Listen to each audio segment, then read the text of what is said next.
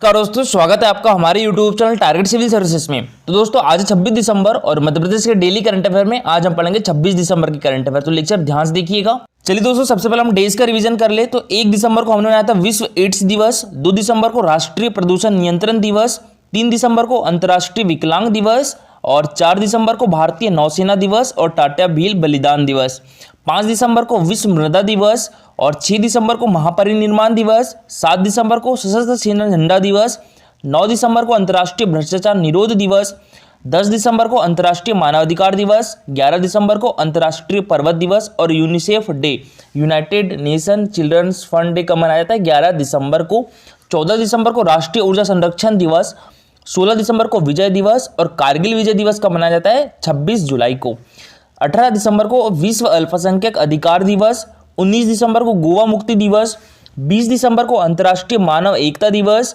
22 दिसंबर को राष्ट्रीय गणित दिवस, 23 दिसंबर को राष्ट्रीय किसान दिवस और 24 दिसंबर को राष्ट्रीय उपभोक्ता दिवस, 25 दिसंबर को मनाया जाता है सुशासन दिवस। और देखिए दोस्तों, ये है हमारा Telegram channel Target Civil Services. तो इस पर डेली 20 क्वेश्चन का क्विज होता है, जिसमें 15 क्वेश्चन जो रहते हैं ये एमपीजीके से रहते हैं, जो कि प्रीवियस ईयर एग्जाम में पूछे जा चुके हैं और एग्जाम पर्सपेक्टिव से भी इंपॉर्टेंट होते हैं।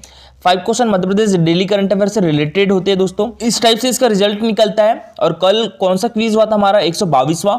इसमें जो फर्स्ट रैंक आई है वो सलमान की आई है, सेकंड रैंक शुभम की आई है और थर्ड रैंक प्रिया की आई है। तो आप भी इस क्विज में पार्टिसिपेट कर सकते हो दोस्तों। टेलीग्राम चैनल की लिंक आपको हमारे वीडियो के डिस्क्रिप्शन बॉक्स में मिल जाएगी। चलिए दोस्तों, सबसे पहले हमने जो कल करंट अफेयर पढ़े थे उसका रिवीजन कर लेते हैं, उसके बाद स्टार्ट करेंगे हम आज के करंट अफेयर। तो कल के करंट अफेयर में पहला क्वेश्चन था हमारा, अंतरराष्ट्रीय स्तर पर ब्लाइंड क्रिकेट टूर्नामेंट का आयोजन हमारे मध्य प्रदेश के किस जिले में किया जा रहा है दोस्तों? तो ये भोपाल डिस्ट्रिक्ट में किया जा रहा है। तो इसका आंसर क्या हो जाएगा? Option number B. ठीक है, भोपाल। इस टूर्नामेंट का आयोजन किसके द्वारा किया जा रहा है? तो ये टूर्नामेंट का आयोजन cricket association for the blind in Madhya Pradesh के द्वारा किया जा रहा है। एमपीपीएससी 2018 में क्वेश्चन आया था, निम्नलिखित में से 2018 में मध्य प्रदेश राज्य के विक्रम पुरस्कार से सम्मानित खिलाड़ियों में कौन सा खिलाड़ी दिव्यांग श्रेणी में आता है? तो दोस्तों सोनू गोलकर दिव्यांग श्रेणी में आते हैं और ये एक क्रिकेटर है। ठीक है, दिव्यांग श्रेणी के क्रिकेटर है और इनको 2018 में विक्रम पुरस्कार से सम्मानित किया गया था। हमारे मध्य प्रदेश में खेल के क्षेत्र में दिए जाने वाला सबसे बड़ा पुरस्कार कौन सा है दोस्तों?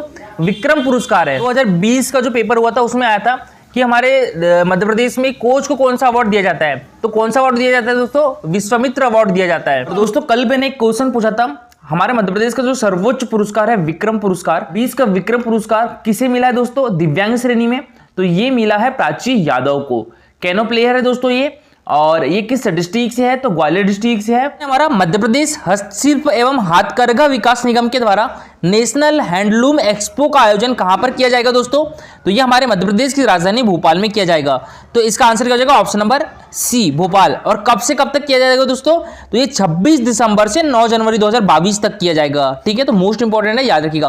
और देखिए क्वेश्चन बहुत बार पूछा गया है, मध्य प्रदेश हस्तशिल्प विकास निगम की स्थापना कब की गई थी दोस्तों? तो ये की गई थी 1981 में। ठीक है, मध्य प्रदेश हस्तशिल्प एवं विकास निगम की स्थापना कब की गई थी? 1981 में। हस्तशिल्प के विकास को बढ़ावा देता है और बेरोजगार के लिए कौशल विकास प्रशिक्षण प्रदान करता है। मध्य प्रदेश हथकरघा निदेशालय की स्थापना 1976 में भोपाल में की गई थी और 1999 में हाथकरघा और हस्तशिल्प विकास को विलय कर दिया गया और इसका नाम बदलकर क्या कर दिया गया था दोस्तों? मध्य प्रदेश हस्तशिल्प और हाथकरघा विकास निगम कर दिया गया था। हाल ही में मुख्यमंत्री श्री शिवराज सिंह चौहान जी के द्वारा 1857 की क्रांति और नीमच पुस्तक का विमोचन किया है। तो इसके लेखक कौन है दोस्तों?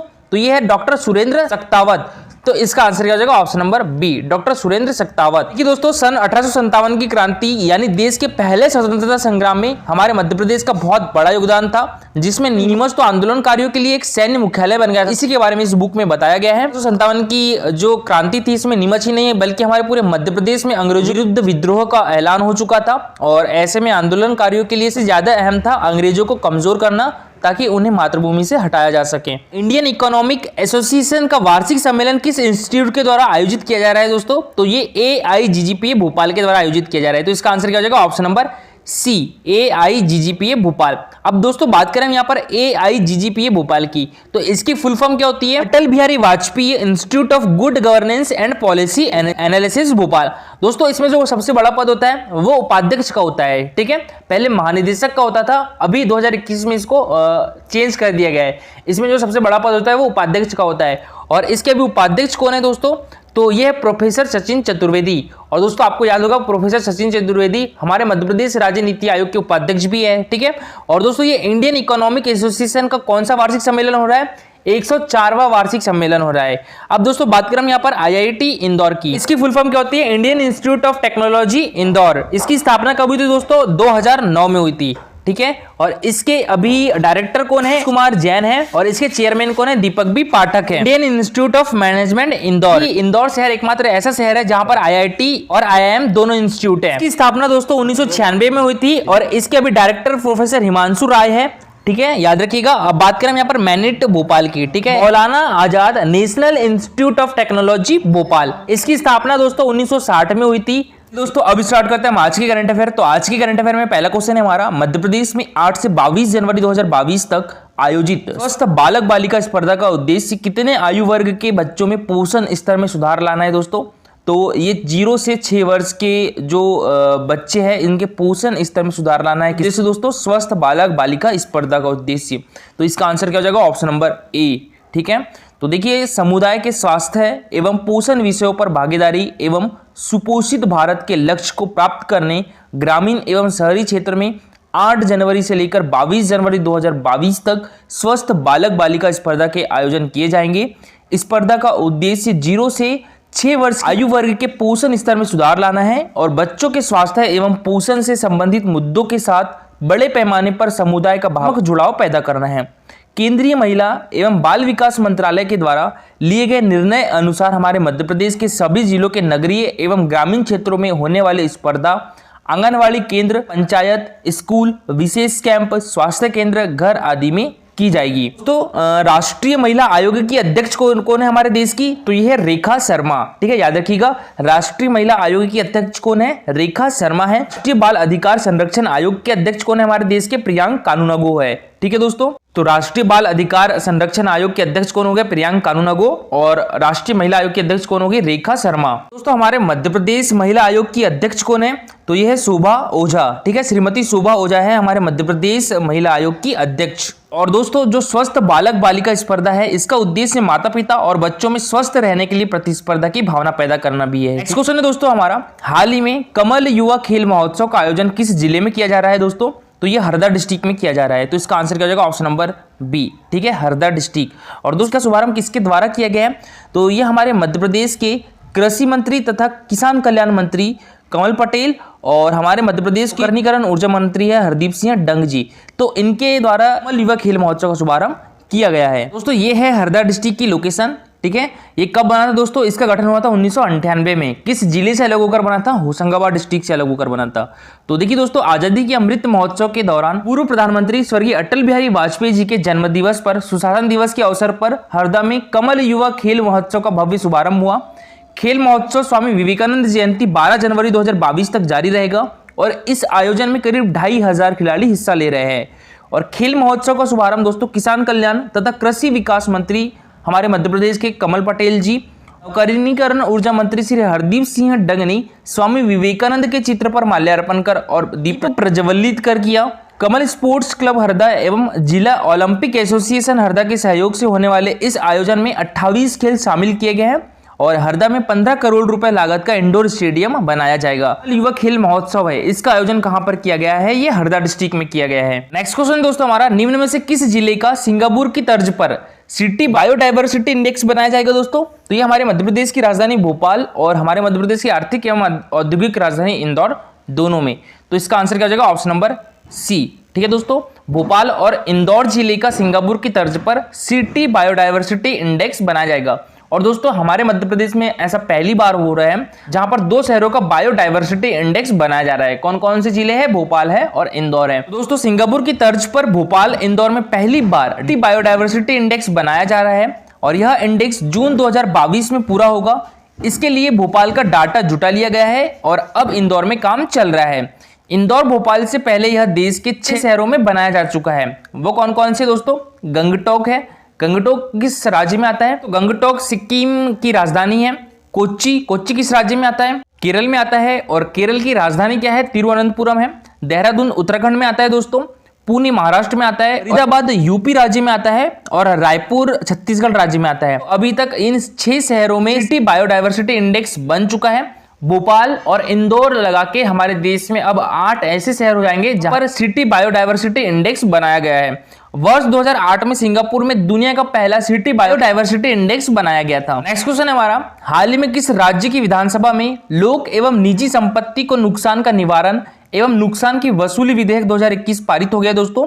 तो ये हमारे मध्य प्रदेश में। तो इसका आंसर क्या हो जाएगा? ऑप्शन नंबर सी, मध्य प्रदेश लोक एवं निजी संपत्ति को नुकसान का निवारण एवं नुकसान की वसूली विधेयक 2021 विधानसभा से पारित कर दिया गया है। और दोस्तों इस विधेयक के तहत अब आंदोलन, हड़ताल, बंद, दंगों जो कि सांप्रदायिक या अन्यथा लोक अशांति, अभ्यापत्ति या इसके समान गतिविधियों के नाम पर सार्वजनिक तथा निजी संपत्ति को बड़े स्तर पर नुकसान पहुंचाने पर सरकार ने गंभीरता से लिया है। और तो अभी तक ये विधेयक उत्तर प्रदेश और हरियाणा में लागू हो चुका है। ठीक है, तो देखिए नुकसान का दावा क्या है हमारे मध्य प्रदेश में?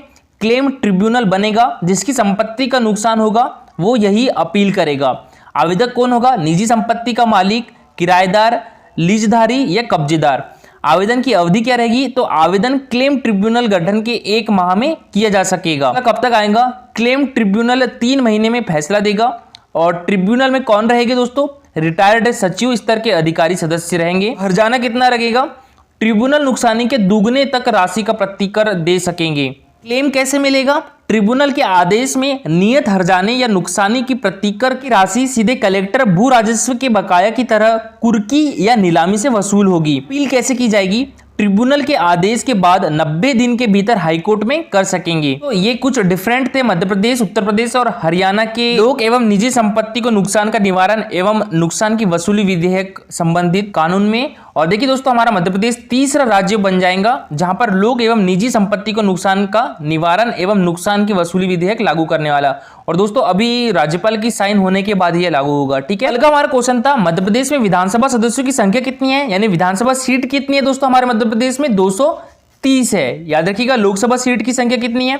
तो 29 है। और राज्यसभा सीट की संख्या कितनी है? 11 है। और देखिए विधानसभा सदस्यों की संख्या 230 है। इसमें दोस्तों अनुसूचित जाति के लिए आरक्षित विधानसभा सीट की संख्या कितनी है? 35 है। ठीक है, किसके लिए? एससी के लिए, यानी अनुसूचित जाति के लिए। और अनुसूचित जनजाति के लिए आरक्षित विधानसभा सीट की कितनी है? तो 47 है। तो दोस्तों एससी और एसटी के लिए कुल आरक्षित सीटों की संख्या कितनी होगी? 82 हो गई। ठीक है, बात करें हम लोकसभा की, तो लोकसभा सीट की संख्या कितनी है हमारे मध्य प्रदेश में? 29 है। तो यहां पर अनुसूचित जाति के लिए आरक्षित लोकसभा सीट की संख्या कितनी है दोस्तों?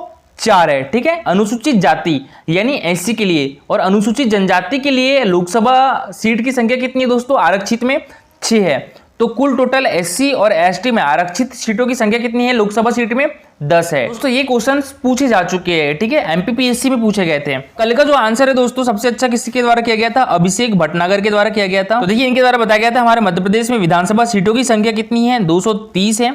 और एसटी के लिए आरक्षित संख्या कितनी है? 35 है। और एसटी की 47 है। तो हमारे मध्य प्रदेश विधानसभा के अध्यक्ष कौन है अभी प्रेजेंट में? गिरीश गौतम है। और प्रथम अध्यक्ष कौन थे विधानसभा अध्यक्ष? तो ये थे कुंजीलाल दुबे। मध्य प्रदेश में विधानसभा का कौन सा प्रकार है? एक सदनीय। और द्विसदनीय कौन सा होता है दोस्तों? जहां पर विधान परिषद होती है। और अभी हमारे देश में कितने राज्यों में विधान परिषद है? तो 6 राज्यों में है। ठीक है, पहले 7 राज्यों में थी। जम्मू कश्मीर 2019 में जब जम्मू कश्मीर अलग हुआ तब हमारे देश में कितने राज्य बचे? 6 राज्य बचे जहां पर विधान परिषद है। कौन कौन से राज्य दोस्तों? वो आंध्र प्रदेश है, तेलंगाना है, उत्तर प्रदेश है, बिहार है, महाराष्ट्र है और कर्नाटका है। तो अभी हाल ही में पश्चिम बंगाल की सरकार ने राज्य में विधान परिषद की स्थापना करने का निर्णय लिया है। तो आज के लिए आपका क्वेश्चन है, ये एमपीपीएससी 2020 में पूछा गया था। ठीक है, विश्व प्रसिद्ध पर्यटन स्थल सांची का प्राचीन नाम क्या था? ठीक है, तो ये आपको कमेंट बॉक्स में लिख के बताना है। इसका आंसर कल बताएंगे। आज के लिए दोस्तों इतना ही। Thank you for watching this video.